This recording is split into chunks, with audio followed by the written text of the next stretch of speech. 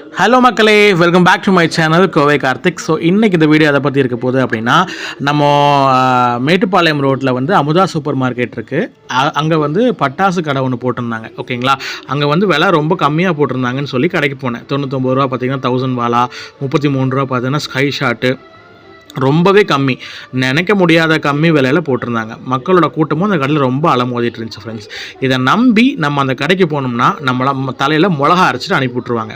அதாவது விஷயம் என்னென்னா, பக்கத்துலேயே அவங்க சூப்பர் மார்க்கெட் இருக்கு இல்லையா, அந்த சூப்பர் மார்க்கெட்டில் நீங்கள் பொருள் வாங்கினீங்க, அதாவது ஒரு 5000 ரூபாய்க்கு மேலே பொருள் வாங்கினீங்கன்னா அங்கே இருக்கிற அந்த 1000 வாலா வந்து 99 ரூபா கிடைக்கும்.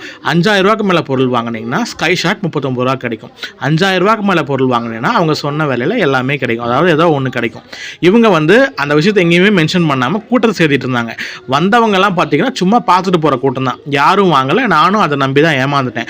இப்படிப்பட்டவங்களுக்கு ஒரு கருத்து சொல்கிறேன், நீங்கள் விளம்பரம் பண்ணுறது தப்பு இல்லைங்க.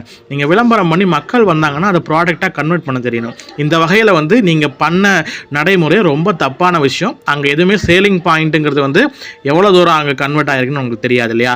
ஸோ இந்த மாதிரி சீப்பான மார்க்கெட்டிங் ஸ்ட்ராட்டஜியை வந்து ஃபாலோ பண்ணுறதுக்கு பதிலாக மக்களுக்கு ஒரு நியாயமான விலையில் நீங்கள் பொருள் தந்து அதன் மூலமாக ஒரு நல் மதிப்பையும் நல்ல பொருளையும் மக்களுக்கு கொடுக்கலாம் அப்படிங்கிறது என்னோட கருத்து. பிடிச்சிருந்தா லைக் பண்ணி ஷேர் பண்ணி கமெண்ட் பண்ணுங்கள். பாய்.